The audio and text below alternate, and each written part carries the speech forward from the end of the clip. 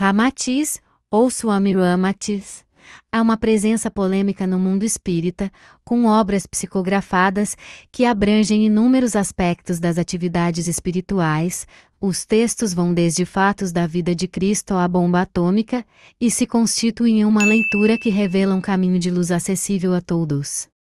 Para conhecermos melhor a história de Ramatiz, precisamos retroceder até o século XI, na região que viria a ser conhecida como Indochina, e que na época era dominada pelo Império Chinês. Do amor entre um hindu e uma chinesa, nasceu uma criança que iria se tornar um grande ser de luz. Tinha cabelos negros, pele cor de cobre e olhos castanho escuros, iluminados. Pouco se sabe de sua infância.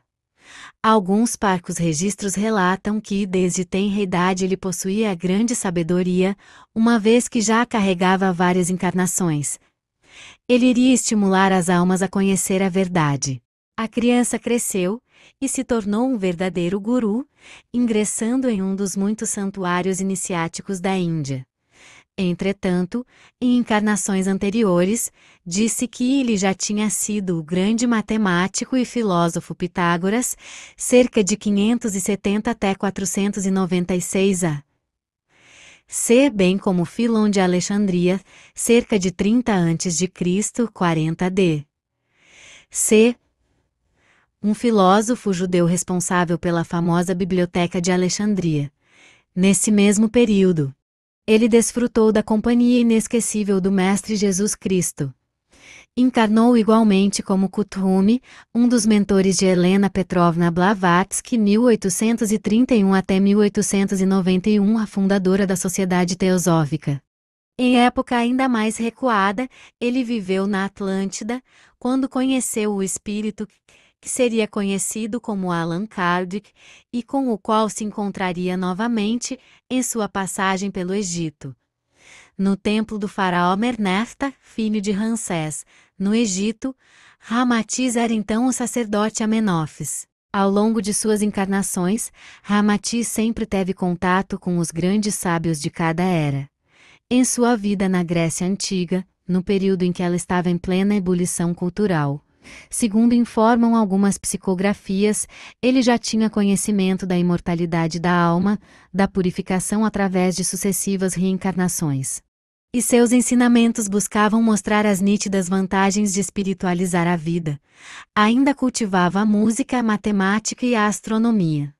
Nessa época, ele começou os estudos sobre o deslocamento dos astros, e conclui que a ordem superior domina o universo. Em sua encarnação como Ramatiz, ele se distinguiu como grande sábio, tendo feito parte da história da Índia no período da invasão dos arianos, por volta do século IV a.C. Disse ainda que ele teria participado dos acontecimentos narrados no conto épico conhecido como Ramayana. Nessa ocasião, realizou seus estudos iniciáticos na China. Posteriormente, fundou um pequeno templo na Índia, sendo adepto da tradição de Rama. Desencarnou jovem, pois sua missão já havia sido cumprida.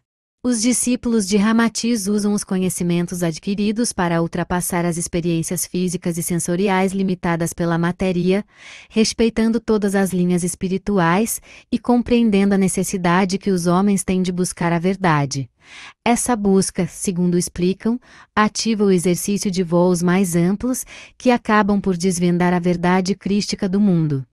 O médium Hercílio Mais, embora fosse reservado quanto a esse assunto, escreveu extensa obra psicografada de Ramatiz e, segundo conversas íntimas com pessoas próximas a ele, relatou que teria sido adotado por Ramatiz quando de sua primeira encarnação expiatória. No Egito, no reinado de Akhenaten Amenófis IV, cerca de 1370 a 1352 a.C., na qual exercia a modesta profissão de aguadeiro.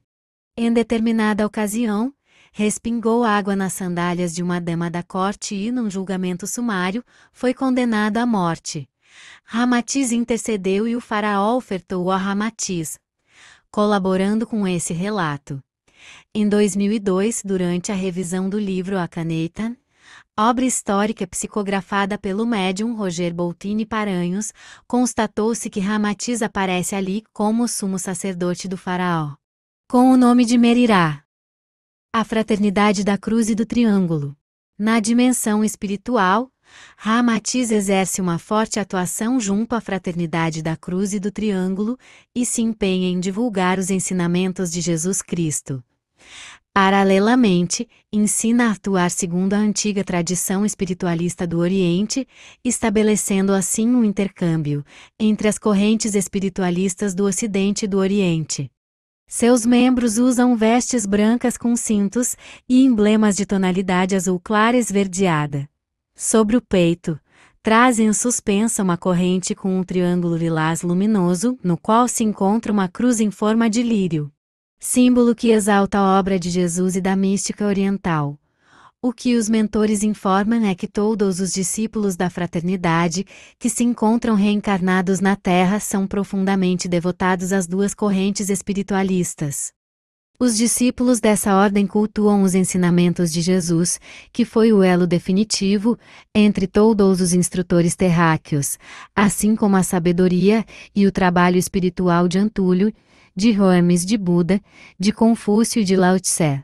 Esse é um dos motivos pelos quais os seguidores de Ramatiz na Terra, embora profundamente devotados ao pensamento cristão, também têm profundo respeito pela espiritualidade do Oriente. Outro aspecto interessante no trabalho de Ramatiz é o quanto suas revelações e profecias encontram semelhança com as de outros videntes, mencionados no livro Mensagens do Astral.